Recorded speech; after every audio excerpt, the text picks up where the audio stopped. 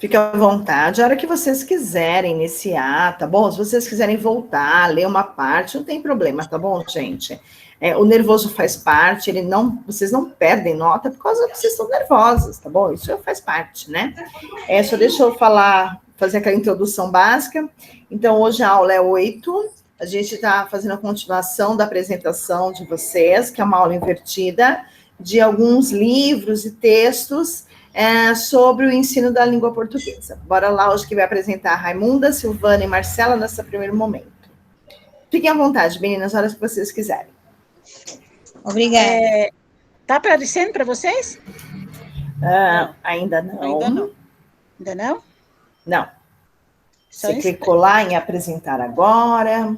Sim. Deixa eu só chamar meus universitários. Não tem importância. Pode ir lá.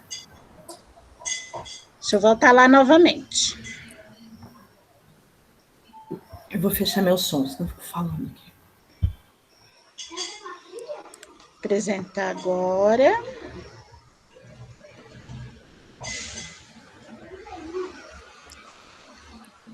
Gabi, socorro.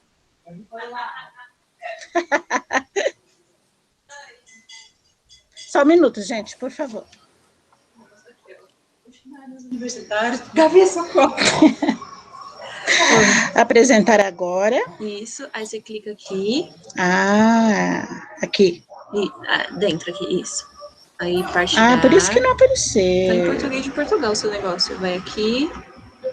Aí volta lá no começo, que tá no final da apresentação. Só sobe aí. Isso. Vai lá na capa. Não, clica primeiro. Isso, aí apresentar. Aí só oculta aqui, ó, pra não atrapalhar quem tá vendo. Isso. E agora, meninas? Bom, vou começar. Isso, Raimunda. Boa noite, né, meninas? Boa noite, professora.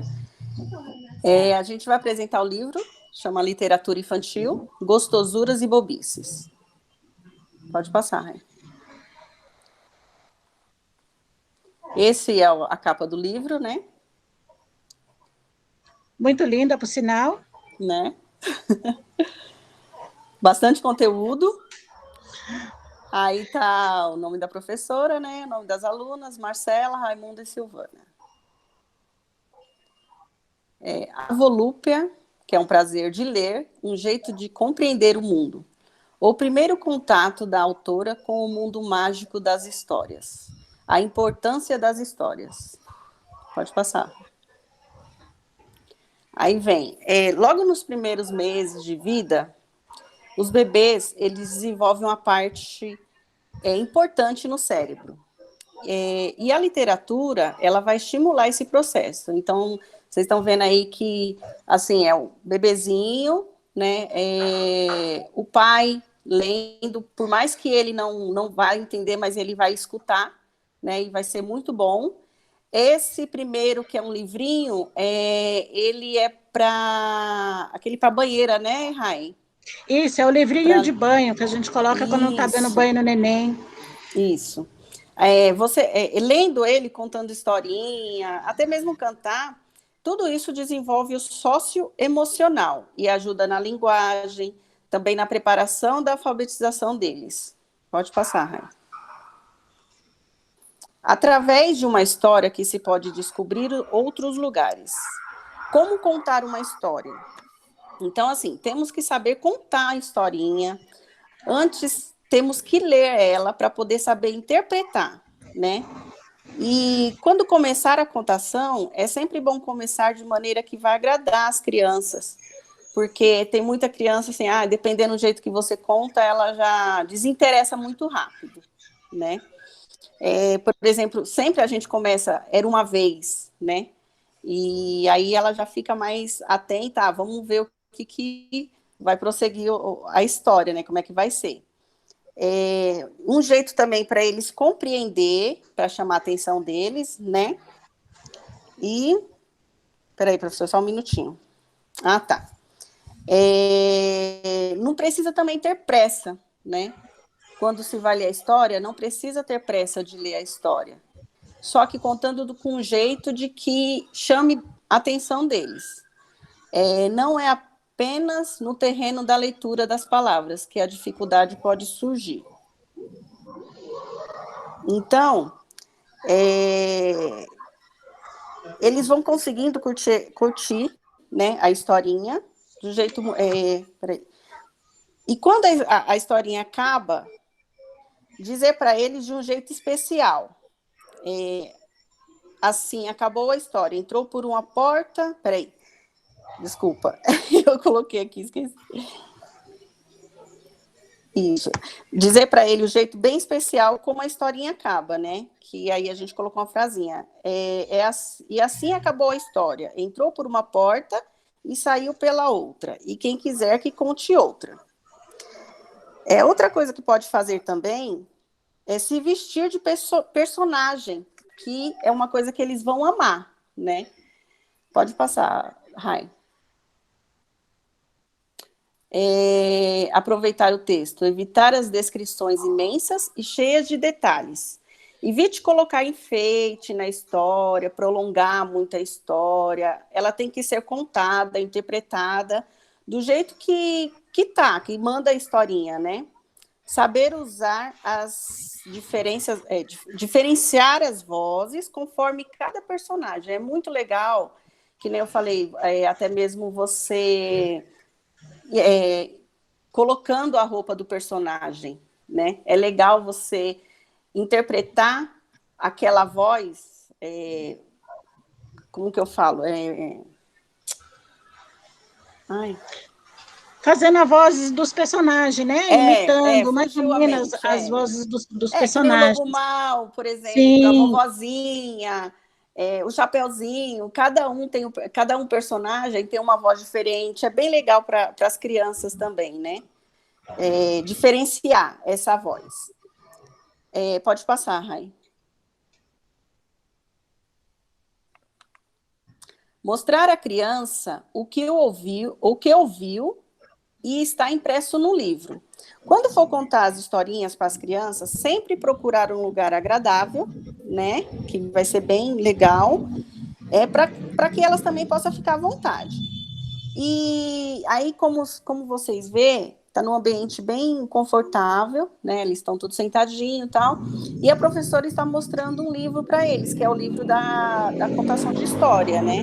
Então, assim, para eles visualizar a figura, eles veem como a historinha é contada realmente, né? É muito bom os personagens. Isso, é muito bom isso para eles também, ver como está contando e os personagens que está sendo ali falado, né? Pode passar, Rai.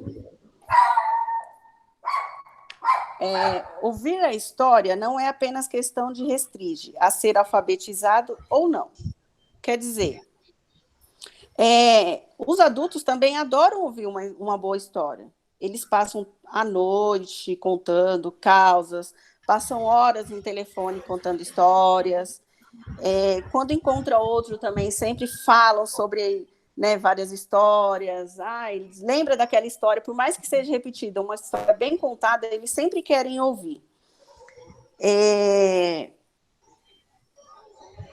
Bom, é isso mesmo.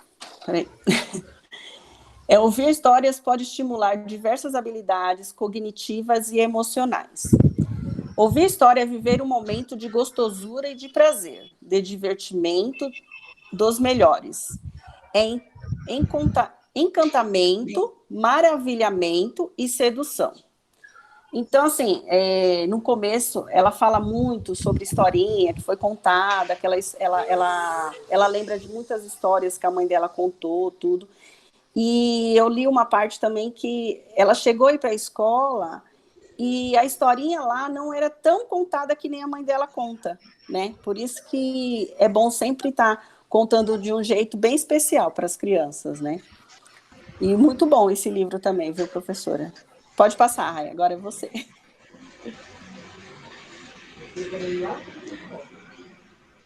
Aqui é uma é uma forma divertida, né, de contar a história. A professora se caracterizou, né, colocou eles em roda, ficou um modo divertido de estar contando e eles observando ela, estão ali se divertindo, né. História sem texto, história sem texto escrito e suas possibilidades. A leitura visual de cada história mexe com a imaginação e a criatividade da criança, tornando-a mais observadora. Segundo Fanny, ao prescindir, que quer dizer dispensar do verbo, dão todas as possibilidades para que a criança o use. Ou seja, para que a criança possa ir oralizando as histórias, possa ir colocando no texto verbal, desenvolvendo alguma das situações apenas sugerida pelos personagens, que aparece apenas como uma figuração, ampliando um detalhe proposto e daí fazendo um modo novo e pessoal, criando uma história a partir de uma cena, colocando, misturando várias, musicalizando alguma coisa, relação, sonorizando uma descoberta. Como os livros infantis desenham nossas personagens. É assim, nos livros infantis, né, não só nos infantis, né, mas geralmente nas histórias, quando aparece a bruxa, o gigante, são sempre aquela mulher feia, desdentada, o gigante muito grotesco, né? A princesa, a mocinha, é sempre a moça alta. Eu já vou logo para o alto, porque não se fazem princesas baixinhas, né? A mocinha é aquela moça branca, de cabelos loiros, olhos azuis, né? É uma idealização que eles colocam na história. O príncipe é sempre o jovem alto, né? O jovem alto, magro, bem vestido, né? Sempre com um aspecto de que acabou de sair do banho, muito elegante, né? Embora ele esteja correndo numa floresta, ele está ali impecavelmente bonito. O pai e a mãe geralmente são na casa dos 30 anos, né? Quando se fala na profissão do pai, eles idealizam um médico, um executivo. Já a mãe está sempre com um avental, né? O negro nas histórias, ele é sempre o capataz, o empregado, a mulher negra, a cozinheira, né, a faxineira. O ladrão, deixa eu vir aqui na minha colinha, gente. O ladrão, ele é desdentado, né, mal vestido, maltrapilho, o ladrão, o marginal. Já o rei e os assessores, o rei é o velho gorducho. Deixa eu apurar aqui. É o velho gorducho, sempre com a sua coroa muito bem colocada ali na cabeça dele, de meia idade. Não se tem um rei, não aparece um rei nas histórias, um rei tipo Príncipe William, sabe? Ele é um rei de idade mais avançada, né? Barbudo, barrigudo. E os assessores nunca têm um lugar de destaque. Ali do lado do rei, eles estão de pé, né? De meia idade, prontos para ajudar o rei. Já a tia, a vizinha, a professora, são aquelas tias de meia idade. Deixa eu só procurar aqui onde foi que eu coloquei a minha colinha. As tias... Desculpa, Pro. As tias são sempre as moças robustas, de cara feia, de meia idade, elas nunca estão de bom humor, né? E são sempre as tias, vizinha, a professora, é tudo a mesma coisa, elas estão sempre ali, né, sendo, como que eu posso dizer? Elas sendo rotuladas como tia. Já os avós são, assim, a gente não vê avós de 30, de 40, de 30 não, de 40, 50 anos de idade. E por estarem em tão adiantado estágio da vida, sempre se apresentam sentados, estão sempre de pijama, com chinelos, talvez com cachimbo, lendo um jornal, né? A garota pobre, as crianças, eu não coloquei aqui as crianças, mas as crianças, claro, são bonitas, sendo menino ou menina, as crianças padrão é a criança branca de classe média, bem alimentada, bem vestida, né? Já a criança pobre, ela sempre é negra e sempre aparece feia, mal arrumada, ao contrário da criança branca, que está sempre ali como se uma criança branca não pudesse se sujar, não pudesse ser relaxada. Esse fator da criança relaxada, né, esse estereotipo da criança relaxada sempre fica para a criança pobre, né? Eles não colocam para uma criança rica, que é sempre branca e bonita. Não se trata aqui de analisar as características das ilustrações dos personagens.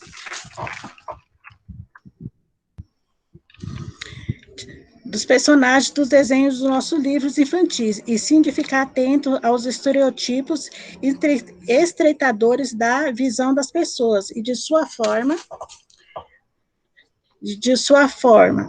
né, de como estão lá nos livros. Por que analisar as ilustrações? Não se trata da qualidade do desenho das imagens, mais realista ou menos lúdica, ou de tirar as ilustrações do livro, e sim ver os estereotipos citados por ela. O preconceito transmitido, não só através das palavras, mas também dos desenhos, pois os desenhos são também uma forma de comunicação. Agora vamos falar do humor na literatura infantil, o tédio, o aborrecimento. Lobato, Silvia e Marinha, o humor sempre presente. Então, é assim, saber interpretar, né, a história,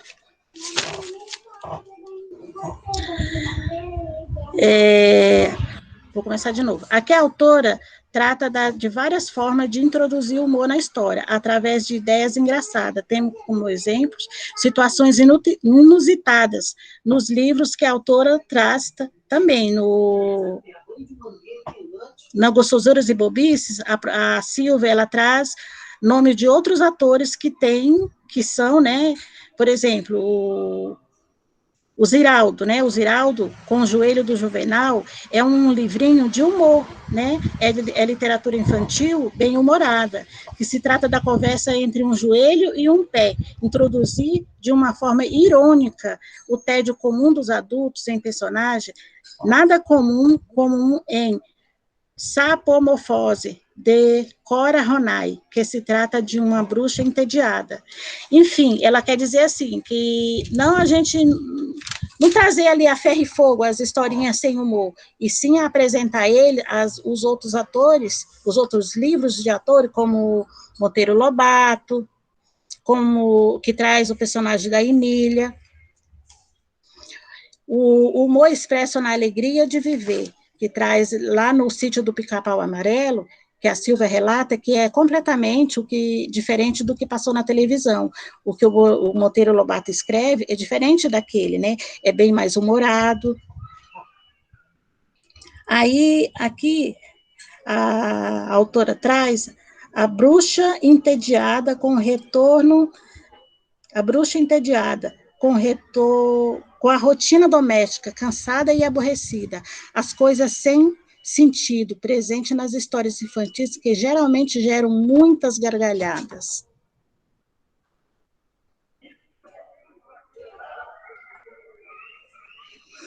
Aqui os outros livros, né, que ela traz no livro dela, João Carlos Marinho, com Gênio do Crime, que é um livro de humor, Monteiro Lobato, e a Silvia Osthoff, com Saracotico no Céu. Eu só quis colocar essas ilustrações para apresentar, né, para vocês outras capas de livros bem humoradas da literatura infantil. Deixa eu só procurar aqui, Pro.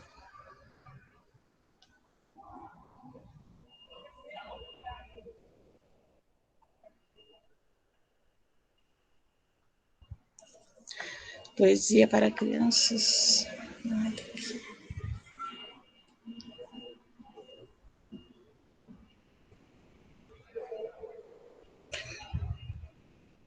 Só um minutinho, por favor.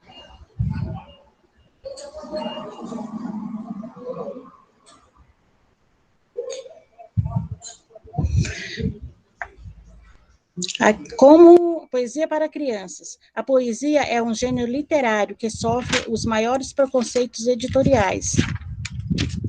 Muito raramente sem sentido, sem muito critério. Grandes poetas brasileiros não têm versões infantis da sua obra, e poetas menores que não dominam o verso. E não sabem falar de modo sensível e belo, têm suas pobres palavras impressas.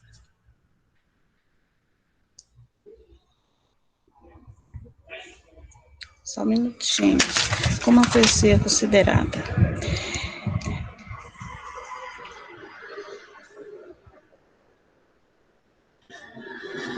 Poesia para crianças tem que ser pequenina. Tem quem ache que a poesia infantil tem que ser moralizadora, falar de costumes edificantes, de como organizar o dia a dia, descrever os hábitos, higiene dentária ou glorificar-se do Dia das Mães. Aí tem quem acha que a poesia para crianças tem que ser bobinha, mimosinha e outros linhos, que deve se contar como uma plantinha, como chuvinha caindo a folhinha. A criança pode achar que ela é um bebê e que com ela só se fala no diminutivo que gosta da frase.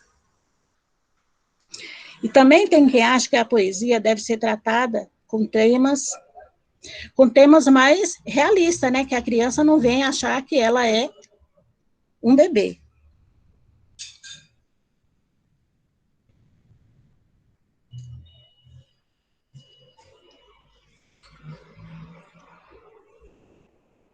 Aqui.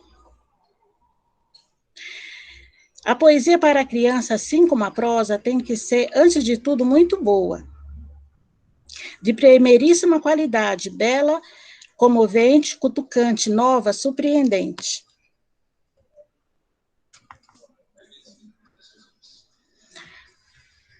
Brincando com as palavras. Há poucos poetas que brincam com as palavras de um modo gostosíssimo de ouvir e de ler. Lidam com toda a ludicidade verbal, sonora, às vezes musical. Então, aqui ela quer dizer assim, que a gente tem que ler as prosas de uma maneira, é como a Silvana falou, é de uma maneira cativante para a criança, com que ela se interesse com o que ela está ouvindo, que ela não venha por exemplo, eu estou ouvindo uma história ou uma poesia e estou ali sonolenta, né, cochilando. Gente, como é ruim falar sem ver vocês, viu? Por isso que eu deixo minha câmera ligada. As rimas são outro recurso poético, são tão gostosas de ler e ouvir quando bem escolhida e bem trabalhada. O ritmo é outra marca essencial da poesia. Marcela, eu não estou vendo quantos slides tá. Quando chegar a sua vez, você me fala. A poesia, as sensações, a poesia e os sonhos, né? As sensações é o que a criança está sentindo, aonde o que ela tá ouvindo a poesia e está se imaginando em outro lugar, em outro acontecimento, né? É como tá ouvindo a poesia e se sentir dentro de um sonho, né? E conter as suas emoções, né? Trabalhar suas emoções, né? E é por aí. A poesia e a vivência infantil, né? Aqui fala de como é importante, né, a poesia para as crianças, a gente está sempre trazendo a poesia para eles. E aqui eu li umas poesias que eu achei muito lindo de ver, mas eu não marquei ela para mim estar lendo para vocês. Ou eu marquei e eu perdi, eu queria tanto ler, porque são tão lindinhas. Raimunda. Agora é sua vez, né, Mar?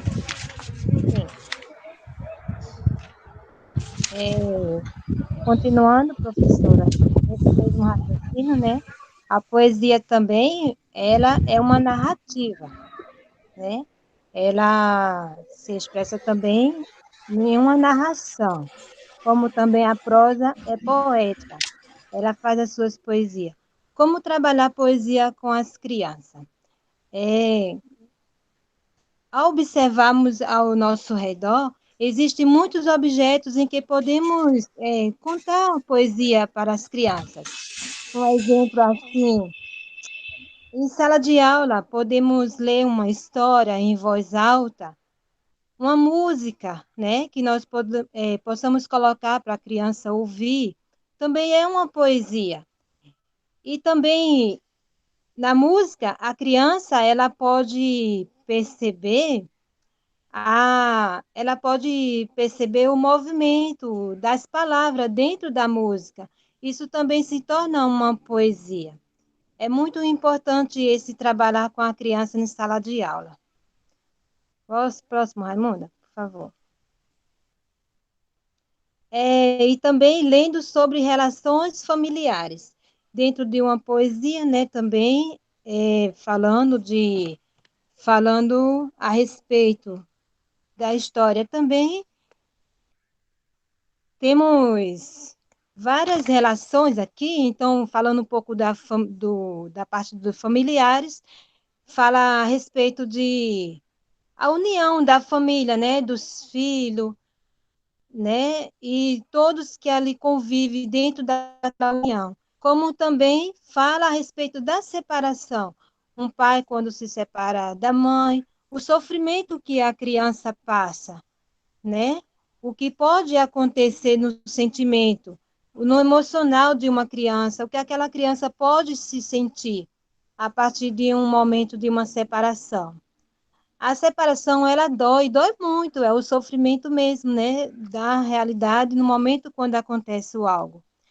E lendo sobre o crescimento pessoal, que também esse crescimento eu entendo que é a convivência da criança. Conforme ele vai crescendo, ele vai tendo um aprendizado na vida, ele vai tendo um crescimento pessoal. A individualidade, assim, como que eu posso explicar? Ele vai tendo maturidade, né? Me fugiu agora a palavra. E também sobre a morte, que a partir do momento que também uma criança ela passa por um momento desse, ela sofre muito também com a perca de alguém querido, né? Um pai, uma mãe, um amigo. A criança sofre, não só a criança, mas como todo ser humano, né? Ele passa por esse momento. Essa parte aqui do livro me chamou muita atenção, porque também fala não somente de uma história de um livro, mas que isso também, esse tópico também passa a ser uma história que acontece na realidade também em nossas vidas, né? Por favor, Raimunda, próximo. Os contos de fada vivem até hoje. Os contos de fada falam e como? Da dificuldade de ser criança. Os contos de fada falam de carência. Falam também das autodescobertas. Então, assim, eu trago como entendimento que esses contos de fadas são contos bem antigos que se relata de uma fada, de um duende, vamos dizer, mas que traz muitos aprendizados para a gente nos dias de hoje, né? Um conto de, um conto de fada. Uma criança escuta uma história e ela imagina um conto de fadas. Da forma que você conta a história, ela passa a ter esse pensamento.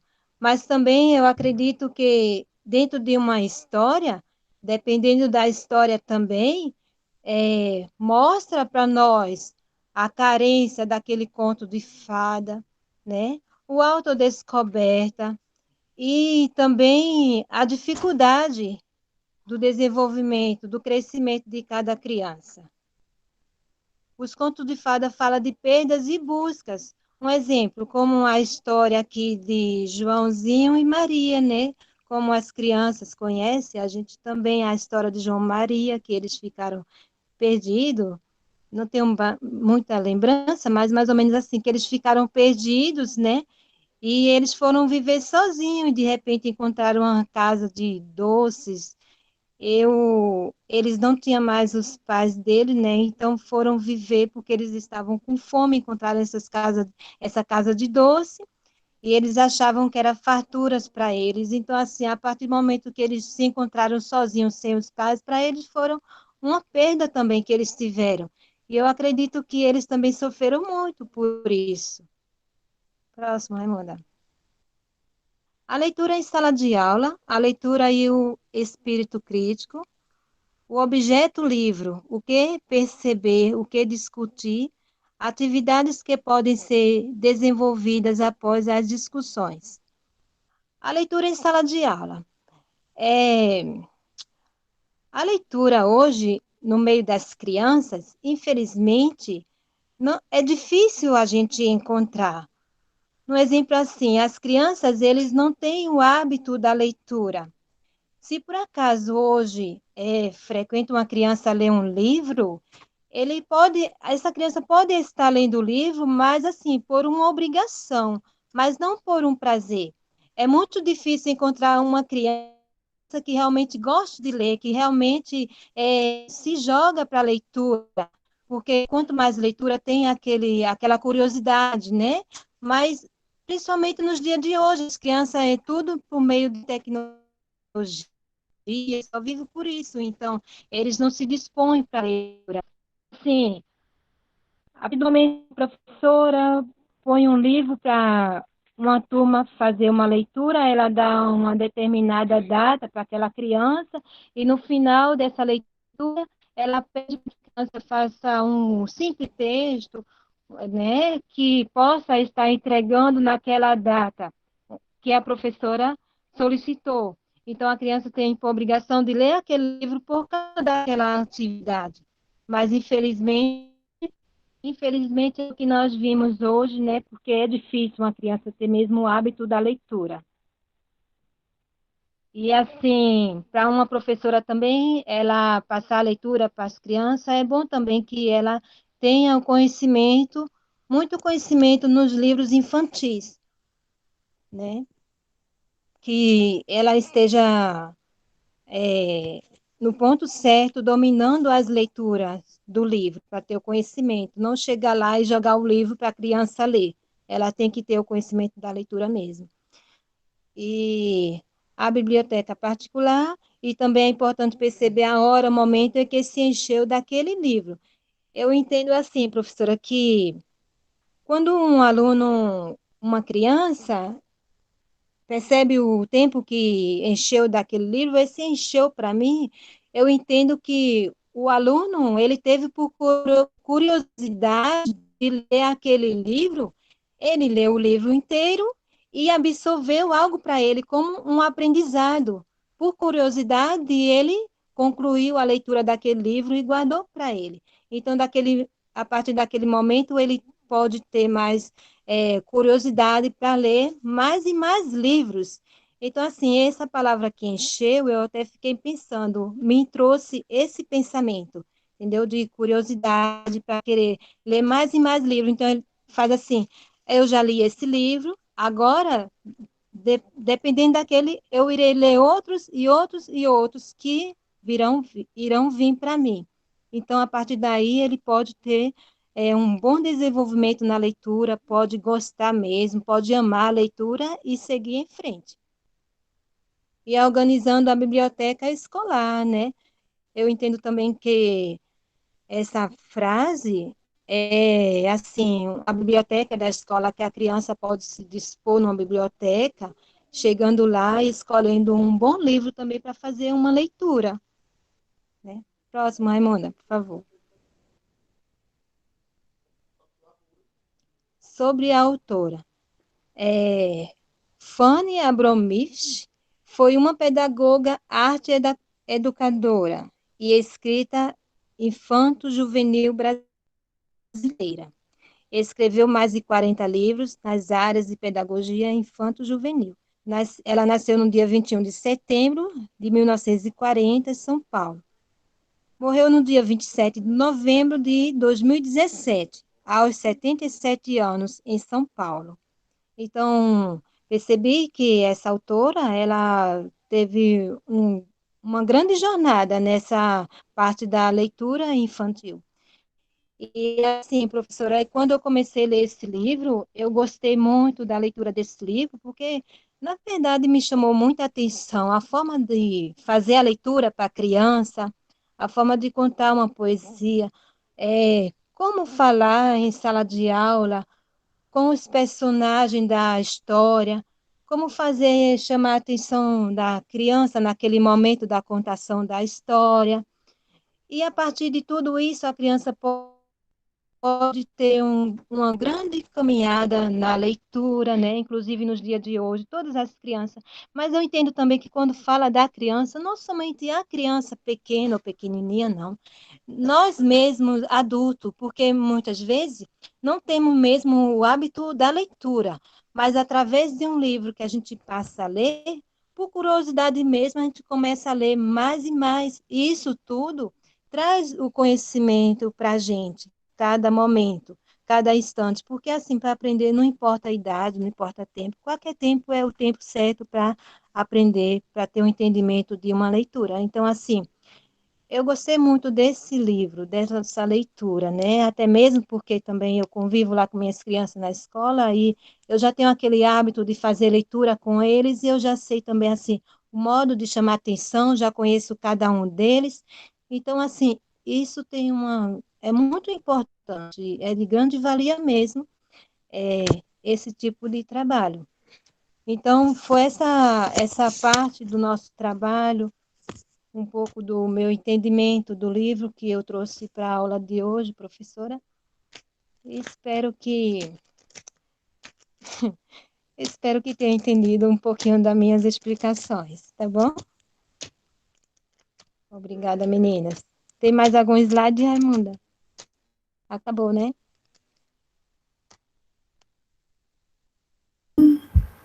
Alguém quer falar mais alguma coisa? Fazer um comentário, enfim, um desfecho, alguma coisa? Meninas? Ô, professora, só do grupo ou eu posso falar? Não, aberto a todos. Ah, tá. Quando elas falaram lá da formação do cognitivo, né? Eu, inclusive, do nosso trabalho, eu tinha me recordado de um filme. Parar a apresentação, Raimundinha. Você tinha visto um filme? Ele é muito importante, assim, para nós, né? Assim, quanto educador, quanto mãe, é muito importante o começo da vida. E ele fala realmente, assim, da função do cérebro, como que a criança vai se desenvolvendo dia após dia, o quão é importante a interação social, tudo que é inserido para a criança, né? Que a literatura, ela auxilia muito no desenvolvimento da criança, né? E a gente, como pais, como professores, deveríamos ter esse cuidado, assim, já desde sempre, né? Não só como educadores, mas também como pais, amigos, enfim. A leitura, se ela fosse vivida desde muito cedo na vida da gente, ela seria encarada de outra maneira, não como simplesmente obrigatória, né? É assim, na verdade, a gente não tem o hábito da leitura, a gente só tem hábito de leitura quando vem de casa, quando pai e mãe estimulam desde cedo. E aí, então, a gente pergunta aqui em sala de aula, quem desde cedo é estimulado para leitura? Difícil, né? Porque às vezes a gente tem o pai e mãe analfabeto, semi-analfabeto, que trabalha muito e que à noite chega para fazer janta, arrumar a casa, enfim, tantos obstáculos, né, no meio de tudo isso, né? É difícil mesmo, né? Claro que ficaria muito mais fácil se nós tivéssemos alguém que fizesse esse trabalho de casa, enquanto a gente cuida apenas dos filhos. Olha que maravilha que seria, né? Então é bem provável que aí sim tivesse um estímulo à leitura, né? O estímulo à leitura vem desde pequeno, por isso mesmo aquele livro que é para banheira, que é para você ler enquanto você toma banho. É um estímulo. A leitura, ela é um estímulo para tudo. Ela é um estímulo para a criança, para o adolescente, para o adulto, para o idoso. Ela é um estímulo, né? Se a gente pensar dessa forma, né? Não vai adiantar também a gente não abrirmos nossa cabeça aí para entrar a literatura, né? Tem alguns pontos da apresentação de vocês que eu vou... É só comentários, na verdade, para acrescentar, tá? As três leram o livro? Vocês três leram o livro inteiro? Eu li, Sim. Ou só interpretou o que estava no slide? Professora, não consegui terminar. Tá. Mas até vai, porque a parte de terminar ficou com a Marcela, então até vai se você não terminar, né? Eu li todo, professora. Então, Professor, você estava me ouvindo falar? Eu tive a impressão do meu microfone estava fechado. Você não, estava me ouvindo? Perfeito, ouvindo vocês três, foi uma ótima apresentação, tranquila. Tá. Deu eco uma vez, mas tudo bem. Quando eu fechei aqui a apresentação, quando eu parei, o microfone estava fechado. Eu falei, será que eu falei aqui e ninguém ouviu? Não, estava fechado porque você fechou, porque você deixou a Marcela falando. Foi isso mesmo, mas estava ouvindo muito bem. O Rai, você ainda está apresentando, tá bom? Não sei se você está vendo, assim, ó, tem um quadradinho e tem azul, né? Clica ali, ó, parar a apresentação. Isso, agora sim, Rai. É só fazendo para a gente aprender. Vamos lá. Vocês falaram sobre a forma de contar a história. Existem cursos de contação de história. Cursos gratuitos também de contação de história, se caso vocês se interessarem, tá bom? Fica à vontade de vocês verem na internet. Hoje eles também estão fazendo online esses cursos de contação de história. Eles são incríveis. Eu até fiquei com vontade de fazer há um tempo atrás, mas vamos ver minha vida como vai ser. Em relação ao preconceito que a gente encontra nas histórias, elas existem, o preconceito, o racismo, o machismo, ele é estrutural, ele existe nessas histórias, somente nas histórias contemporâneas, que a gente vê aí algumas adaptações, que a gente chama de adaptações, quando muda a história de alguma forma. Poucas também, né, Pri? Oi? Poucas adaptações também, né? Então, porque, na verdade, Raimunda, se eu pego, por exemplo, um conto do Andersen, do Hans Andersen, eu preciso pagar para poder modificar alguma coisa no conto. Então, é mais fácil eu fazer um novo conto e fazer contos contemporâneos do que pegar um conto, cara, que é uma fortuna, porque todo mundo conhece os contos do Andersen, mas não conhece pelo nome dele, e sim pelo nome dos contos. Cinderela, por exemplo. Branca de Neve, meu Deus do céu, não imagina, né? É quase como se rompesse, quebrasse aí um clássico da literatura, né, gente? Então, mas quem fez isso, na verdade, com o tempo, e deu uma peneirada em relação a questões morais e éticas, foi a Disney. A gente conhece as histórias da Cinderela, da Branca de Neve, sei lá quantas histórias a gente conhece aí, esses contos fantásticos ou contos maravilhosos. Quem vai falar um pouquinho melhor sobre isso é a Daiane hoje.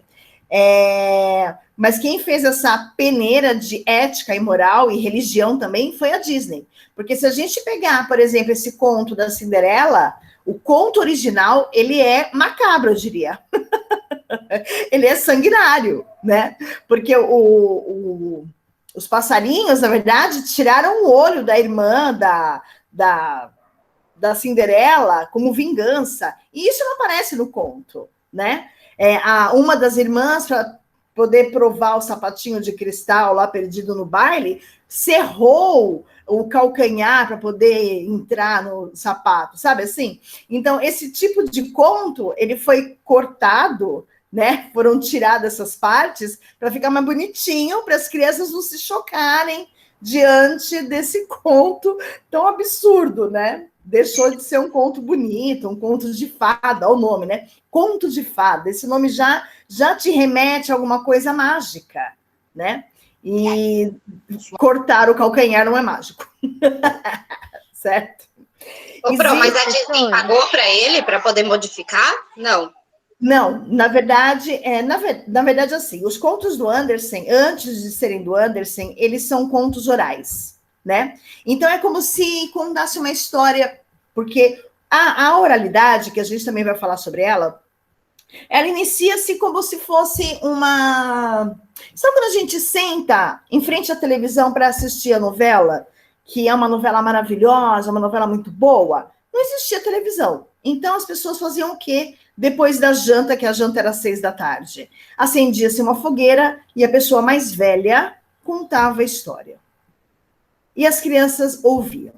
E aí, então, o Andersen, assim como os irmãos Grimm também, eles rodavam os países, que cada um é de um lugar, né? Um é alemão, o outro é inglês, e eles rodaram ali os lugarejos, né? Os vilarejos, e foram anotando as histórias. E aí, então, eu te digo que quem conta um conto, aumenta um ponto, né? Então, eles foram aperfeiçoando, melhorando, mudando algumas coisas. Mas eles deixaram essa parte macabra, ensanguentada, e eles deixaram, porque as crianças gostavam de ouvir, porque é a verdade, entendeu? Porque assim, a gente não pode ficar, ai, nossa, não existe sangue na vida. Existe. Não existe morte na vida. Existe. Não existe pessoas invejosas. Existe. Né? Então, o conto de fada, quando ele se torna conto de fada, ele muda o cenário. Ele deixa de ser contos macabros, tá bom? Por exemplo, existe um conto que faz parte de um livro que eu estou tentando encontrar aqui na internet, não estou achando, mas eu vou depois encontrá-lo. E ele faz parte desses contos de fada macabra, acho que é esse o nome do livro. E aí, então, era o caso... Por que eu não estou vendo vocês? Eu não sei, Rai. Não sei mesmo, amor. E aí, então, era assim, uma criança era muito querida pela família, a gravidez era muito querida pela família, mas não veio um menino, veio uma menina. E aí, então, menina... Não, tudo bem, Jailma. E aí, a menina veio com um problema mental. O que aconteceu? Eles excluíram essa menina, deixaram para a empregada negra, como vocês citaram, cuidar e criar essa criança. E aí os anos foram passando e quem cuidava dessa criança que tinha problema mental era a criada, a empregada. E ela ficava na cozinha com a empregada o tempo todo ali. E ela imitava essa empregada. Então ela ia varrer, a menina também ia atrás imitando varrer. E por aí vai. Até que um dia o casal ficou grávido, né? A mulher ficou grávida novamente, era um menino, e aí então pronto, né? Era uma menina. E aí então pronto. Era o que eles queriam. Quem ficava na cozinha ali imitando, que tinha um problema mental, que copiava tudo que a empregada fazia, um belo dia, a empregada pegou uma galinha, colocou em cima da mesa e cortou o pescoço para poder fazer o almoço.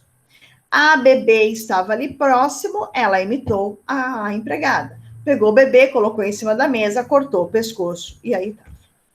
E isso era uma história, contada por aí afora. E assim, os irmãos Grimm, que narraram essa história também, eles a Disney não conseguiu fazer com que se formasse, que se fosse um conto de fada. Isso não tem como ser um conto de fada. Que adaptação que eu vou ter que fazer aí? Eu vou ter que refazer um conto, então é melhor fazer um outro, certo? Isso é uma coisa. Oi, pode falar, amor. Sou eu, professora, Marcela. Deixa eu fazer uma perguntinha para a senhora me explicar, por favor. Sabe aquela historinha do Patinho Feio? Uma parte dessa história, professora, assim, mais ou menos pelo meio, me chama muita atenção quando... Não, é no início, que quando ele se sente assim excluído, né, por ser feio, né, e os irmãozinhos dele deixa ele de lado, aquela coisa toda. Porque, assim, faz um pouco sentido com esse livro também, né, naquela parte que fala de preconceito. Sim. Não, faz. A gente pode trazer a parte ética e moral para todos eles, tá? Porque o conto de fada, a história em si, ela é para ensinar alguma coisa, né? Não é apenas para contar uma historinha, né? No final você acaba aprendendo alguma coisa. Então, Isso. sim, existe a exclusão, existe sim, né? O Patinho Feio, por exemplo, é dos Andersons, né? Eles também fizeram uma modificação do Patinho Feio. Porque existe o original. O original está na internet, domínio público, para todo mundo acessar. Tá? É que é muito mais bonitinho a gente pegar um filminho da Disney, que tá prontinho, colocar para as crianças assistirem e falar assim, ai, deixa, né, gente? Deixa essas coisas de sangue de lado, para as criancinhas não assistirem, né? É muito melhor mesmo, né? Mas sim, ensina muita coisa. E aí, então, a gente entra com uma outra observação que eu quis fazer, que é sobre a temática das histórias. Quais os temas que elas abordam, né? Os contos de fada, eles trazem também uns temas que dialogam com o contemporâneo, se você parar para pensar, pensando no Patinho Feio, que a Marcela acabou de falar, por exemplo, né? Isso. Vamos pensar em exclusão, vamos pensar em bullying. O Patinho Feio nada mais é do que um sofredor aí, uma vítima do bullying. Pronto. Então, isso mesmo, me chama a atenção essa parte. Até mesmo quando eu conto essa historinha para as crianças na escola, tem uns que ficam até tristes. Uma vez, um deles chegou até a chorar. Aí eu fui conversando com ele e tal, e no final, quando eu falei que o Patinho Feio era um cisne, né, no finalzinho da história, aí foi quando a criança se acalmou mais. Então, eu achei um pouco bem forte, bem pesado, mas na verdade é isso mesmo que a senhora acabou de falar mesmo, né? E existe, né? Então, eles abordam, sim, os temas atuais, os temas do cotidiano, e a gente pode, sim, escolher outros contos que falam sobre o cotidiano, que falam sobre a separação, como você havia comentado, que fala sobre separação de irmãos, sobre estupro, mas existem contos para isso, né? Não vai você tentar inventar uma historinha sem escrever antes, né? Enfim, tá? Calma com isso. Tragam histórias que existem, leiam antes, que nem vocês falaram, né? Se houver a necessidade de abordar um tema forte desse jeito, pensem por que eu vou abordar um tema tão forte, é válido, para que serve, tá bom? Os pais vão reclamar, tem tudo isso, tá? Deixa eu ver o que mais. Até mesmo no livro, professora, tem uma parte que falam assim que a professora ela tem que ter o domínio da leitura, ela tem que ter o conhecimento em vários e vários livros, né, das histórias, para poder passar para a criança. Essa parte mesmo aí que a senhora também falou agora mesmo, né? O conhecimento das leituras infantis.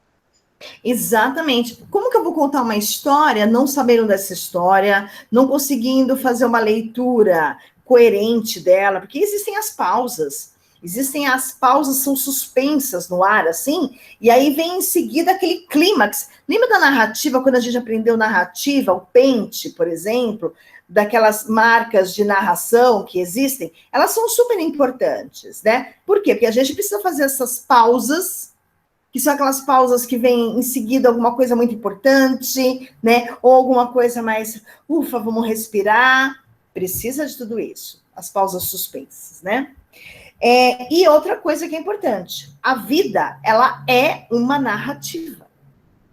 Bom, então qualquer história nossa torna-se uma narrativa. Pode ser que as crianças queiram também falar sobre a história da vida delas. Assim como vocês trouxeram que os idosos gostam de contar as histórias, porque a nossa vida é uma narrativa. Todo dia tem uma história para contar, né? Mesmo que você esteja em casa, desempregada, mas todo dia tem uma coisa diferente para contar, né? Uma coisinha que seja, já é uma coisa diferente. É uma narrativa, é uma história, tá bom? Muito bem, meninas, gostei da apresentação de vocês. Muito bem, que era só 8h26. Nós temos mais 1, 2, 3, né? Bora lá, meus amores.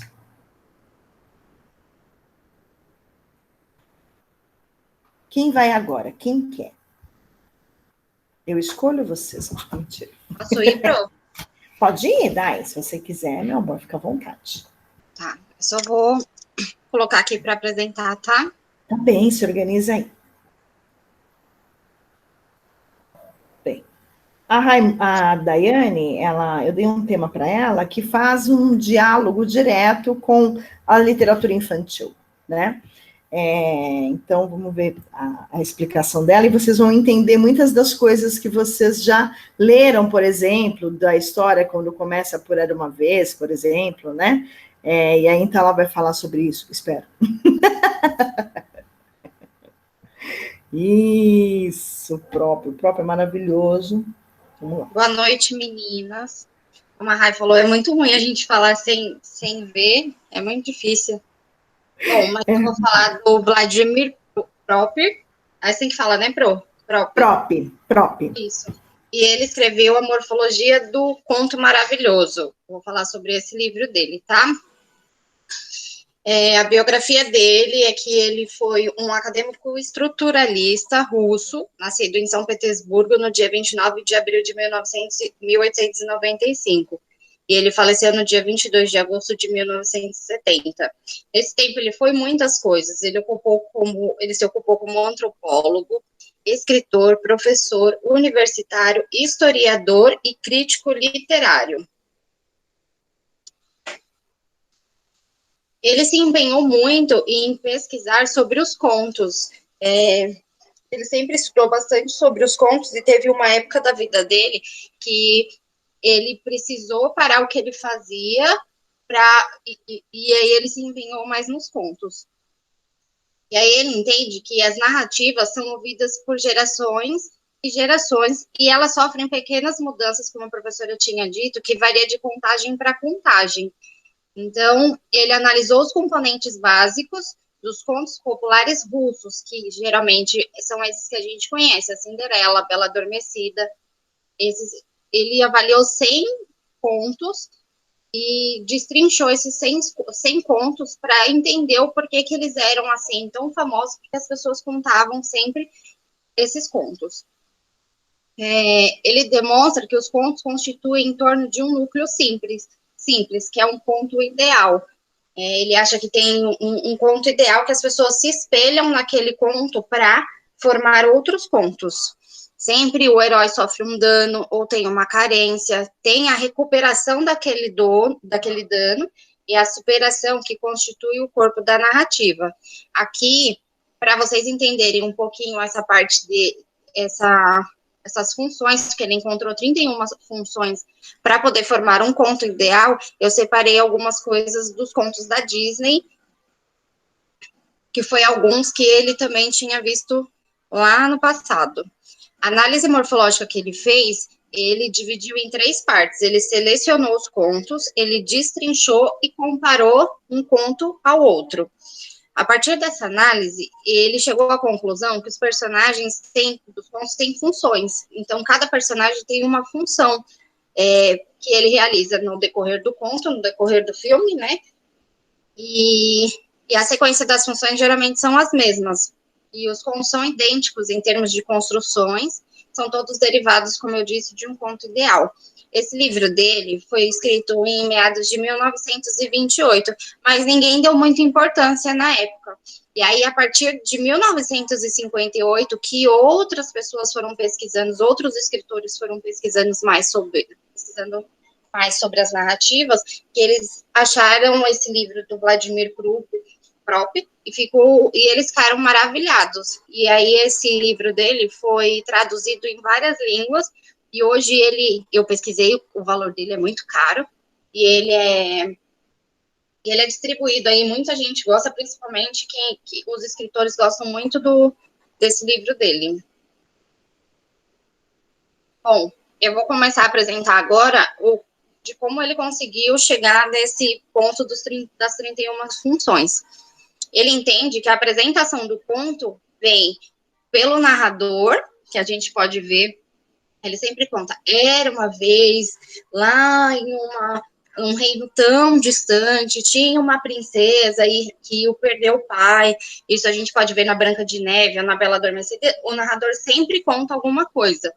Já em alguns outros contos, começa com uma trilha sonora. Nessa trilha sonora, a gente consegue entender o que vai acontecer na história, o que passou, o que aquele personagem quer, e aí a gente pode ver isso na Frozen, né? Porque a Ana já começa cantando, e aí ela fala que ela tá lá sozinha, que a Elsa não quer brincar com ela, ou na Bela e a Fera, que a Bela, ela canta que ela quer conhecer o mundo, que ela quer ler livros. A Moana também fala que ela quer viajar pelo mundo, quer entender o mar.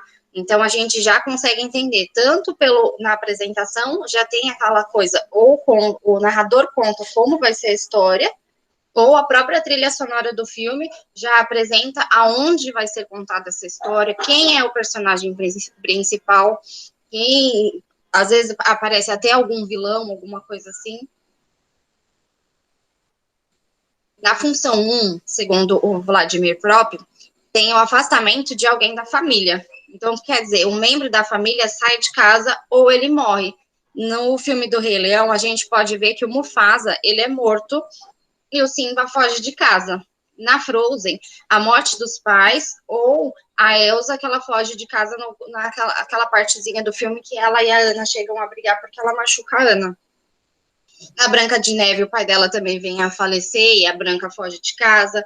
Na Bela e a Fera, o pai da Bela sai da casa, né? E aí ele acaba caindo no castelo e a Bela vai procurar ele no castelo. Então, geralmente, sempre tem alguém que sai de casa ou a pessoa o personagem vem a falecer, que vai destrinchar a busca do personagem principal. E aí aqui tem a imagem do Rei Leão quando o pai dele morre, o pai do Simba morre. Na função 2, ele fala que é a proibição. O protagonista, ele é proibido de algo. O Rei Leão, o Simba, é proibido de ir além das fronteiras. O pai dele fala que ele nunca pode ir lá. Na Mulan, ela é proibida de ir à guerra. O pai dela não aceita que ela vá para a guerra, porque ele acha que a guerra era a função dos homens.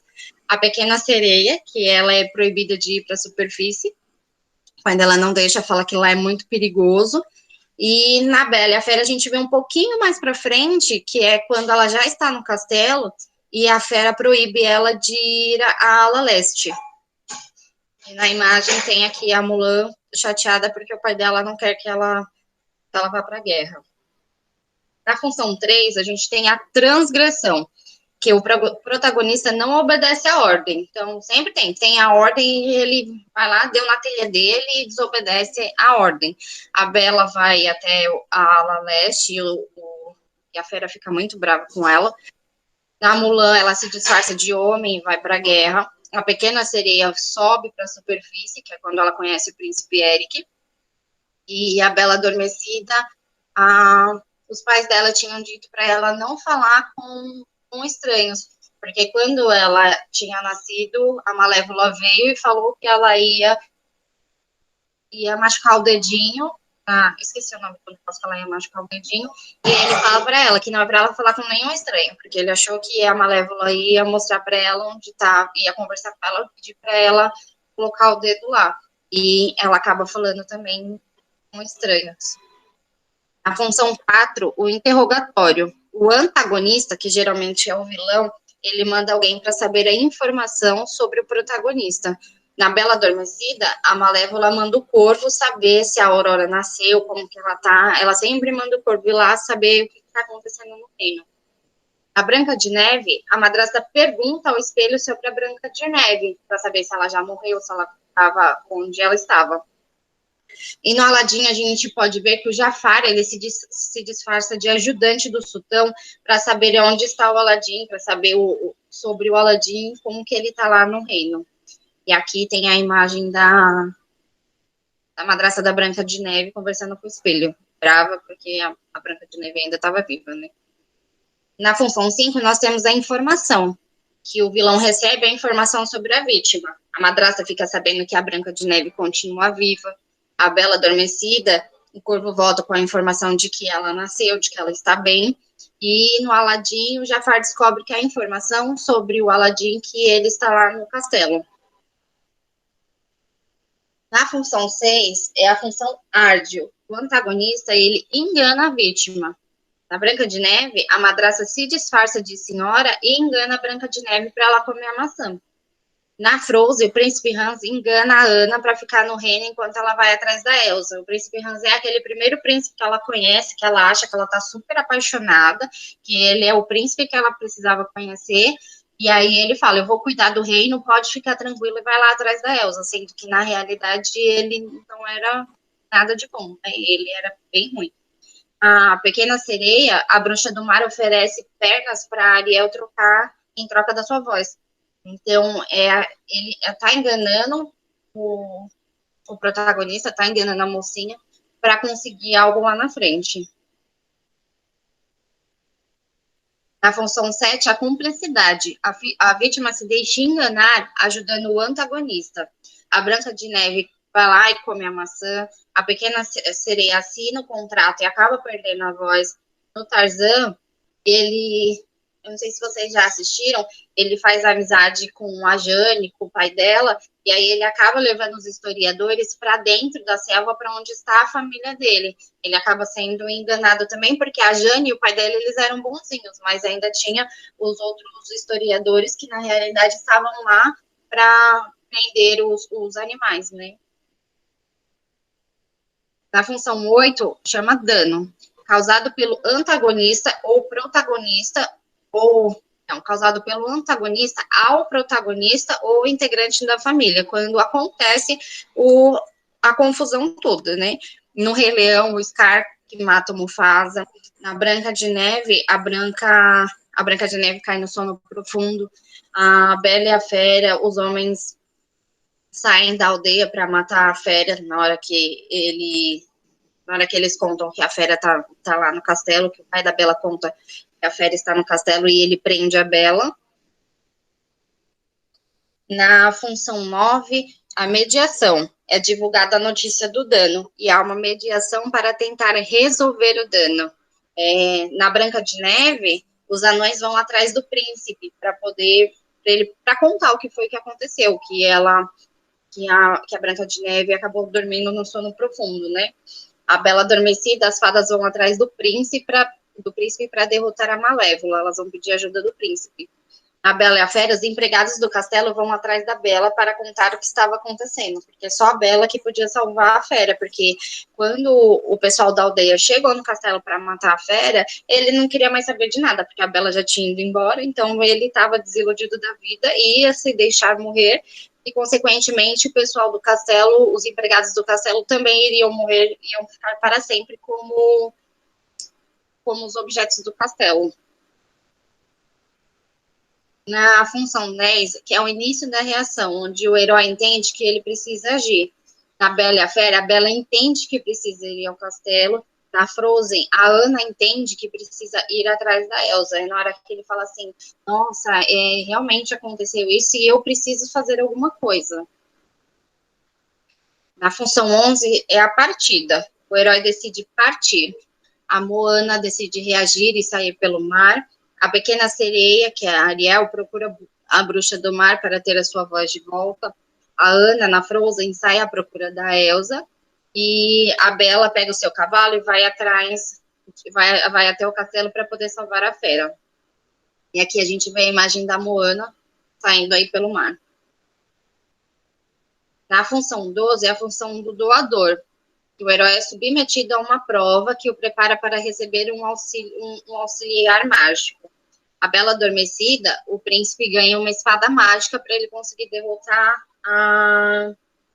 a Malévola, porque ele sozinho não ia conseguir, né? Então a fada madrinha deu uma espada mágica para ele conseguir derrotá-la. Na Cinderela, a fada madrinha enfeitiça o vestido da Cinderela, porque na realidade o dano da Cinderela era o quê? Eu quero ir até o castelo, porque eu não tinha posto antes, eu não coloquei antes, mas assim, o problema que a Cinderela tinha era que ela queria ir ao castelo e ela não podia. A proibição era que ela não podia ir até o baile. E aí ela chorou, acontece tudo aquilo, então o doador dela é a fada madrinha que faz ela ganhar o vestido, enfeitiça o vestido, enfeitiça a abóbora. E na Bela e a Fera, ela tem um ajudante que é o Lumière, que ele ajuda ela a subir ao castelo e encontrar a fera lá em cima. Na função 13, é a reação do herói. O herói reage. Na Frozen, a Anna encontra objetos pedidos por Christopher. A Anna encontra o Christopher no meio do caminho e ela fala que precisa da ajuda dele para encontrar a Elsa. E aí, só que tá muito frio, tá nevando muito, e para eles conseguirem sair de onde eles estão e chegar até o castelo, eles precisam de alguns objetos. E é quando ela encontra os objetos para poderem salvar a Elsa. Salvar não, eles precisam convencê-la de voltar. A Bela e a Fera pega seu cavalo para chegar até e chega até o castelo. Na função 14 é o fornecimento. O auxiliar mágico passa as mãos do herói. A Moana, ela ganha a força do oceano. É o oceano que ajuda a vencer, a chegar até o problema inicial dela lá. O Aladim, o gênio que ajuda o Aladim, e na Cinderela é a fada madrinha que ajuda a Cinderela. Função 15, o deslocamento. É a busca da solução do problema quando o herói se desloca para resolver o problema. A Moana sai de barco, a Cinderela vai até o castelo na carroça de abóbora, a Bela e a Fera se desloca de cavalo, o Aladim vai de tapete atrás do Jafar. Na função 16, combate do herói e do vilão. O herói e o antagonista entram em combate. Uma Moana encontra o Molusco e eles se enfrentam em uma charada. O Tarzan, o pai do Tarzan, eu não lembro o nome dele agora, que é aquele gorila bem grande, ele luta para conseguir salvar os animais da floresta. E na Bela e a Fera, a Bela enfrenta o Gastão, porque o Gastão tá machucando a Fera. Na função 17, o herói ganha uma marca, que pode ser uma cicatriz ou um objeto. A Bela Adormecida, ela espeta o dedo, a Cinderela perde o sapatinho e a Pequena Sereia perde a voz. Então, essa é a função que ele mostra qual é a marca do personagem. Todo filme tem uma marca, né, que mostra o que aconteceu com aquele personagem principal. Na função 18 é a vitória. O herói derrota o antagonista, o vilão. Na Bela Adormecida, o príncipe derrota a Malévola. Na Branca de Neve, a Bruxa Má cai de um penhasco. Na Bela e a Fera, o Gastão cai do alto do castelo. Na função 19, tem a reparação do dano. O dano inicial é reparado. Na Bela Adormecida, a Aurora acorda. Na Cinderela, o príncipe vai atrás da dona do sapatinho de cristal. A Frozen, o reino volta a ser alegria, e no Rei Leão, o reino volta a ser um estado de bem-estar, onde fica tudo bem, tudo ok. Porém, existem alguns contos, alguns filmes que não acabam aí. Sempre acontece alguma coisa depois. Tem o regresso, que na Bela Adormecida, o príncipe volta a cavalo. Ele foi lá, ele brigou com a Malévola e está voltando para o castelo a cavalo. A Moana está voltando pelo mar, ela acertou a charada lá do bichinho do mar, e aí ela volta também pelo mar para a aldeia dela. Na função 21, a gente tem a perseguição. O herói é perseguido, e em alguns casos o antagonista não morre, como aconteceu na Bela Adormecida. O príncipe derrotou a Malévola e achou que estava tudo bem. Quando ele estava voltando para o castelo, a Malévola reapareceu e aí eles têm uma briga de novo. A Cinderela, a madrasta esconde a Cinderela para ela não provar o sapatinho. Na função 22 é o salvamento. O herói é salvo da perseguição. A Bela Adormecida, o príncipe, com a ajuda das fadas, destrói de vez a Malévola. A Cinderela, o príncipe encontra a Cinderela, que prova o sapato. No Aladim, o Aladim é salvo pelo tapete. Na função 23, chegada incógnito, quando ninguém reconhece o herói. Como na Bela Adormecida, a princípio, a Aurora ela não reconhece o herói. Ele dá o beijo nela, a Aurora acorda, só que ela pergunta, quem é você? Tanto na Bela Adormecida quanto na Branca de Neve. Elas não reconhecem o herói. Na Mulan, também, a Mulan derrota os Hunos, ela consegue ganhar a guerra, ajudar o pessoal dela a ganhar a guerra, mas ninguém descobre que ela é uma mulher. Na função 24, pretensões infundadas. Um falso herói ou um personagem mau caráter. A Frozen, ela tem o príncipe Hans, como eu falei no começo, que ele tenta tomar o lugar da Ana no reino. Na Cinderela, tem a irmã da Cinderela, que ela tenta pôr o sapato no lugar da Cinderela. E no Rei Leão, o Scar assume o reino quando o Simba sai. Na realidade, o Scar, ele enganou o Simba, o Mufasa morre, e aí ele fala pro Simba que meio que foi culpa do Simba, o Simba fica chateado e foge, porque quando o Mufasa morreu, quem iria assumir seria o Simba, que era filha dele. Aí ele faz o Simba ir embora, fala pro Simba não voltar mais, porque iam achar que foi culpa dele, do Mufasa ter morrido, e ele assume o reino. Na função 25, é a tarefa difícil. O herói e o falso herói precisam provar que são bons. Como na Pequena Sereia, porque a bruxa do mar, ela finge que ela é a Ariel, porque ela rouba a voz da Ariel, e o príncipe Eric, ele só lembrava da voz de uma moça que tinha cantado, e aí ela finge ser a Pequena Sereia. Ela chega lá com uma outra aparência, né? E na Cinderela também. A Cinderela quer mostrar que o sapatinho é dela. Então, as duas precisam mostrar que elas eram as princesas, as procuradas, né? Na função 26, é realização. A tarefa é realizada. A Pequena Sereia, Ariel, recupera a voz. Na Cinderela, ela consegue finalmente provar que o sapatinho de cristal é dela. Na função 27, o reconhecimento. O herói é reconhecido, como na Mulan, que todos descobrem que Mulan é a mulher, a Bela Adormecida e a Branca de Neve, que reconhecem o príncipe, e na Pequena Sereia, o príncipe Eric reconhece a Ariel. Na função 28, desmascaramento. O falso herói é desmascarado. A Pequena Sereia, que é a Ariel, a bruxa do mar, é desmascarada. A Cinderela, a irmã, chora ao descobrirem que ela não é a dona do sapatinho. E na Frozen, as princesas descobrem que, na realidade, o príncipe Hans não é nada daquele príncipe que ele falou, né? Que ele é o vilão e que ele queria, na realidade, tomar o reino delas. Na função 29, transfiguração do herói. O herói recebe nova aparência, Cinderela vira princesa, na Bela e a Fera vira um príncipe, e na Pequena Sereia, Ariel ganha as pernas para casar com o príncipe Eric. Na função 30, o castigo. O vilão é castigado. O Scar vai ficar cuidando das hienas. No Aladim, o Jafar vira gênio e fica preso dentro da lâmpada. Na Pequena Sereia, a bruxa do mar vai viver para sempre nas profundezas do oceano. Na função 31, é o casamento, onde o herói se casa ou ganha um prêmio, uma remuneração sobre o que aconteceu, sobre tudo que ele conseguiu passar. E aí, com essas 31 funções, para não ficar tudo bagunçado, o que o Vladimir fez? Ele colocou códigos. A gente pode ver aqui.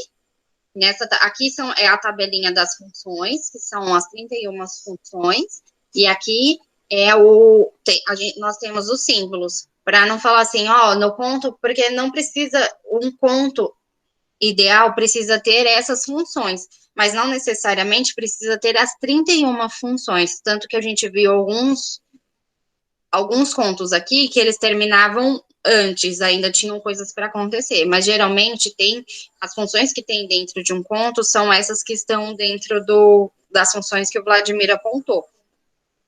Então, ele colocou símbolos. Então, a gente, eu vou montar um conto, eu quero montar um conto parecido com esse conto ideal. Então, eu posso marcar, vai ter uma situação inicial, coloco A, vai ter uma proibição, coloco o Y. Então, a gente vai marcando com os códigos.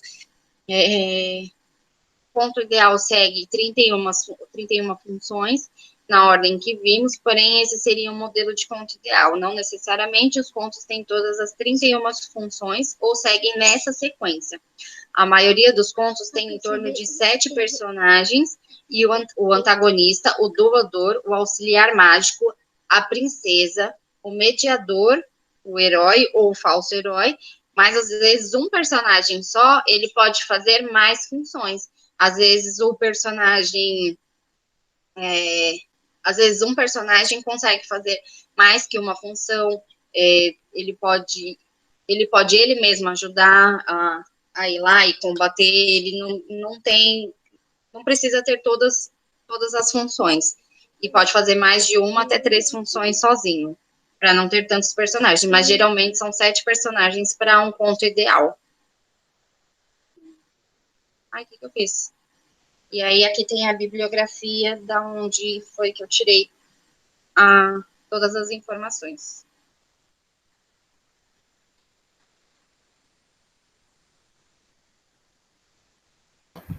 Muito bem, Daiane, você entendeu direitinho. Entendi, até cansei de tanto falar, deveria ter subido uma garrafinha de água. Foram 30 e poucos slides, porque cada um, né, 31 funções, você colocou cada slide uma Sim, função. Mas eu então... adorei. Para mim foi um trabalho lindo de fazer, porque a gente vê os filmes e a gente nunca pensa assim que eles têm, né, que eles têm um contato, que eles têm, a gente sabe que tem a princesa, que tem o herói, que tem o vilão, mas a gente não pensa que é tudo pensado para aquilo, né? Que vai ter alguém que vai sumir, que vai ter alguém que vai ajudar. Eu adorei. E fui assistir os filmes para ter certeza do que realmente acontecia. Muito, muito, muito legal. E é muito legal porque a gente se depara com as 31 funções, né? Mesmo não querendo, depois de fazer a leitura, a gente fala, nossa, olha lá. E todos eles começam com Era uma Vez. E aí eu fico imaginando ele, quando ele estava escrevendo, falar assim, nossa, olha, isso tem naquele. E o que você tinha dito antes, que eu não coloquei no slide, mas que eu acho muito importante, eu tinha visto antes, é que todos os contos, eles retratam o que a gente vive na sociedade. É igual você falou, tem inveja? Tem sim, tem inveja, tem maldade? Tem sim, e tem coisas boas também, porque a gente olha esses contos antigos, é o quê? É aquela princesa que é salva pelo príncipe, e hoje a gente pede muito para mudar isso, né? As mulheres não querem ser mais aquelas princesinhas, e aí o que eles estão fazendo? Eles estão fazendo como se as princesas, né, fossem as heroínas, como na Moana. A Moana, ela não é uma princesa que precisa de um príncipe para salvá-la, como que eu não coloquei também, mas o Detona Ralph. Eu adoro o Detona Ralph, e é aquela pituquinha que está lá para salvar o mundo. Então, a gente vai vendo que vai mudando os contos conforme vai mudando também a sociedade, né? Isso mesmo, ela não tem nem tamanho para mudar o mundo, né? Para poder salvar, né? Sim, mas ela vai lá, ela é determinada e ela consegue. É um pouco do que nós somos hoje, né? Porque as mulheres estão brigando para ocupar o lugar delas. Exatamente, né? Porque quando a gente pega esses contos antigos, eles são antigos, né? E para a gente trazer algo do contemporâneo, então a gente precisa fazer conto. E eu não posso fazer de qualquer jeito. Então eu preciso estudar a morfologia, porque a morfologia é o estudo da estrutura de um conto de fada, né? E por que ele tem esse nome? Por que ele tem um conto fantástico ou maravilhoso, né? E por que todos eles têm esse objeto mágico, tem o herói, o anti-herói? Porque na vida também a gente tem, né? Sim. Então, porque, né, eu fiz algumas anotações para a gente poder falar sobre. Aliás, o próprio, na verdade, ele ficou exilado por 30 anos, preso. E aí foi quando ele resolveu estudar a estrutura dos contos de fada. Tá bom? Entendi. Eu li no texto, mas no texto eu não consegui entender. Na minha cabeça tinha acontecido, ele trabalhava em alguma coisa, e ali ele não podia trabalhar mais, e foi o que ele pegou ali. Mas eu não tinha entendido que ele tinha ficado preso. Na verdade, os críticos literários alemães, durante o tempo do romantismo, que é 1800 e pouco, que é a época que ele, claro, estava vivo, eles foram, assim, censurados em muitas situações. E aí a censura aconteceu da mesma forma que aqui a ditadura, né? São exilados, são presos. E aí, então, para não surtar, ele foi estudar os contos maravilhosos do Andersen e dos irmãos Grimm, que é muito interessante. E aí, então, ele traz... é incrível, né? Depois que a gente... Para a gente é bom a gente estudar e a gente saber disso, até porque nós somos professoras. E às vezes a gente se depara com, vai ter um evento, vai ter alguma coisa, a gente precisa montar uma história. Então a gente já tem um norte, né? Não que precisa ser um conto ideal, que precisa ser um conto de fadas, mas a gente tem um norte de como começar, de como vai atrair a atenção das crianças, de como vai. Quem sabe mais para frente a gente, ou alguma de nós, não ver escritora. Não é? Agora você já tem aí as 31 funções, né? De um conto ideal de fada. E aí mas provavelmente vai ter o livro de alguém aí. Não é? Pelo menos o começo e o fim, por favor, né? E o objeto mágico, que é muito distante, né? E por aí vai.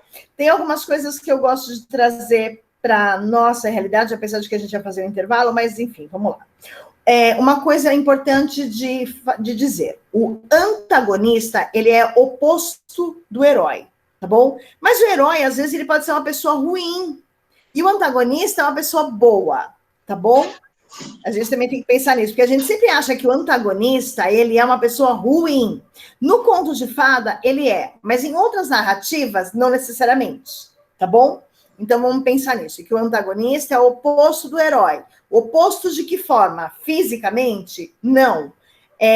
Valores morais e éticos. E a gente, novamente, cai em valores morais e éticos, tá bom? Porque as histórias nos ensinam isso, o que é certo e o que é errado. Por exemplo, em uma das funções, apareceu a transgressão, que é o quê? A desobediência de uma ordem. Quando a mamãe diz para a gente fazer X coisa e a gente faz Y, acontece coisa errada, acontece alguma coisa ruim, não é isso? Ensino ética nessa situação. Tá? Quando nosso chefe pede para fazer A e a gente faz B, também a gente tem um problema ali. E a gente consegue identificar problemas éticos nessa situação. Nossa, não tinha parado para pensar. Realmente, a gente não para pensar. Mas a literatura e os vídeos da Disney, enfim, pode ser, eles nos ensinam a como viver. E a gente pode pensar na religião que nos ajuda a fazer isso, que ensina o bem e o mal, o que é certo e o que é errado, assim como a literatura, que é a escrita, né? E aí eu posso ensinar isso de várias formas, dizendo que isso não pode, ou trazendo uma historinha de uma forma mais mágica e lúdica para a criança poder entender, certo? O objeto encantado, ele sempre aparece, que eu acho muito interessante, que é a busca também de algo distante, esse objeto mágico. A gente pensa no Shrek, por exemplo, que eu gosto muito, acho muito interessante trazer o Shrek. Que mais? Sim, o ardil, que é uma das funções, é para você lembrar da palavra ardiloso, esperto, tá bom? Ardiloso, ardil, tá? Que mais que eu fiz anotação? Acho que é só isso. É só isso mesmo. A 17, isso, que é a marca, que aparece uma marca no herói, que ele fica marcado, na verdade é a cicatriz da vida. Né? Então, quando a gente faz algumas coisas, a gente, nossa, fica traumatizado, ou a gente fica pensando naquilo, preocupado. São as cicatrizes que a vida nos dá diante de algumas situações. Tá bom? Daiane, foi maravilhosa a sua apresentação, assim como das meninas. Que bom que você entendeu direitinho. Fiquei com medo de você não entender o que era aquelas 31 funções. Ai, Pro, obrigada, eu adorei.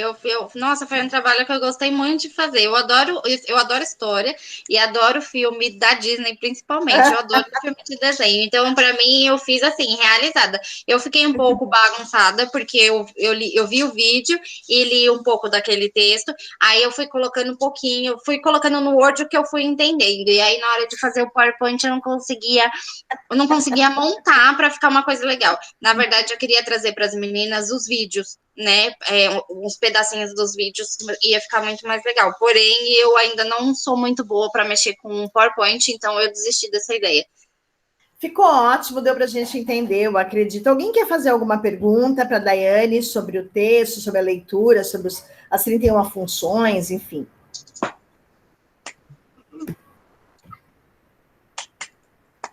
Vocês entenderam o que ela quis trazer, na verdade, né? Porque parecia, às vezes, meio estranho, né? Mas quando a gente fala de estrutura de texto, a gente vai pensar, por exemplo, na narrativa, né? Personagem, narrador, o espaço, o enredo, né? O tempo. Tudo isso também tem num conto de fada, porque é uma narrativa. Mas é um tipo de narrativa diferente, né? Por isso que é conto de fada, né? O conto maravilhoso, o conto fantástico, tá bom? E, enfim, e como vocês vão trazer, levar isso para as crianças, nada melhor do que trazer o Vladimir próprio aí para poder orientá-las de um texto mais assertivo. Então tá, amores, vamos fazer um intervalinho? Vocês querem fazer um intervalinho de 10 minutos? Vocês querem fazer um intervalo de 20? Escreve aí no chat. Vamos lá. Tarará. Por mim, eu ia direto. Eu só preciso dar remédio pro meu gato e pro minha cachorra. É verdade. Desculpa, pode dar o remédio do seu gato, do seu cachorro. É só para isso, sim. E são 2 do gato, então eu quero dar primeiro para um para ele, aí eu dou pro cachorro, depois eu volto pro gato. Então, fique em paz, pode dar. Tem que ser às 9 e pouquinho, né? Vamos fazer 20 minutos, que aí acho que dá tempo. Vocês querem fazer 10? 10, Ana Paula, 10. Pode ser 10. 10, né, professora, por conta das outras apresentações, né? Tá bom.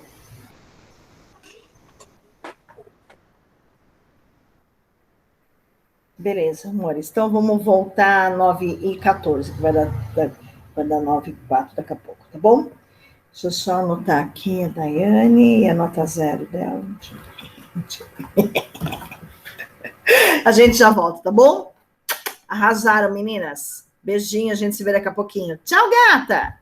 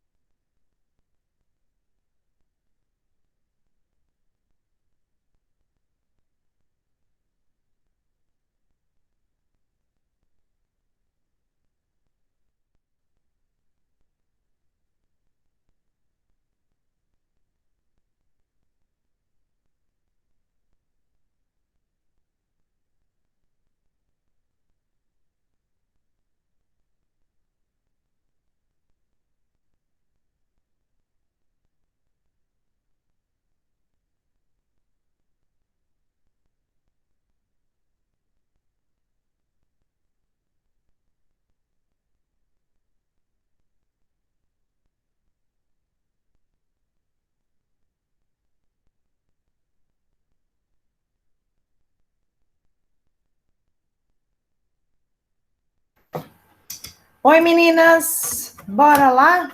Deu tempo. Tadinho. Mas deu tempo. Vamos lá. Bom, deixa eu ver quem é que está faltando aqui. A Ana Maria Giciane. A Rosiane Eliane, é isso? É, né? É. Isso, Pro, a gente vai apresentar agora. Ah, então.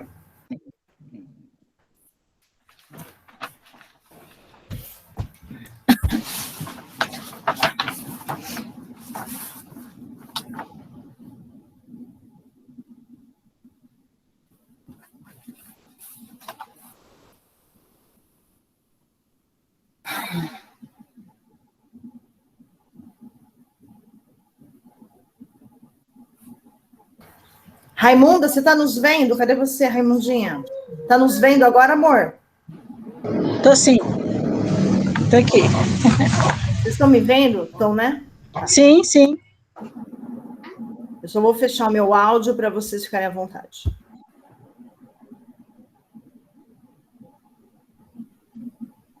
Pode compartilhar, Eliane.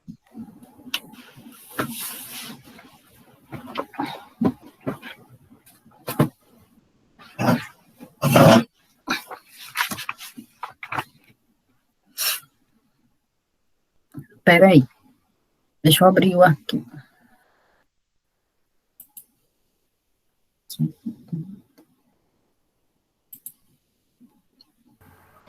Sem problemas, Eliane. A hora que você quiser começar, fica à vontade, tá? Já estou abrindo o arquivo aqui.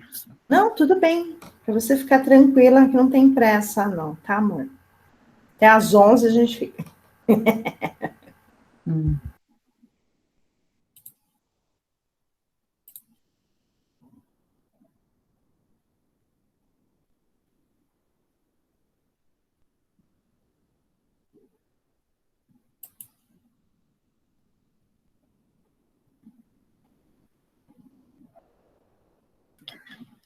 Foi, professora?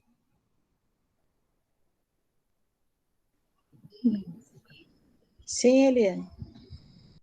Ah, tá, aqui não dá para ver.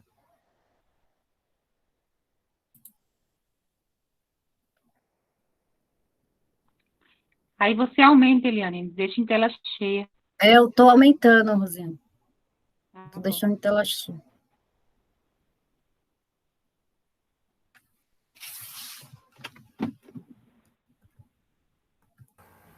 Eliane, você pode clicar naquela palavra ocultar, que aquela tirinha, ela some, tá bom? Tá vendo ali embaixo? Aqui, Isso, né? clique em ocultar.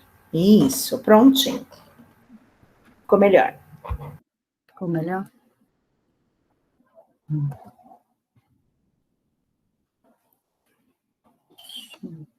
Peraí.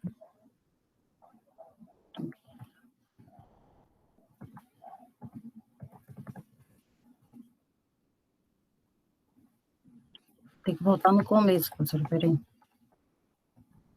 Aí. Boa noite. Nosso trabalho de hoje vai ser a função da linguagem, do livro da Samira Shanlumber. Querida, se apresente. Preciso que você apareça, por favor. É que não dá para mim ver vocês, professora, daqui. Tá aparecendo agora? Não, eu quero que você, na verdade, ative a sua câmera. Ah, tá bem. Desculpa. Estava ligado. Não.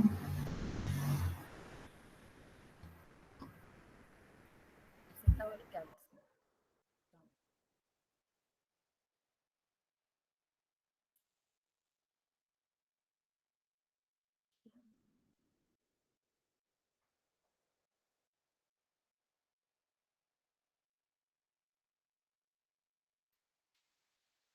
Então, nosso trabalho é sobre a função da linguagem, da Samira Shanlumber. Schauber. Deixa eu passar aqui.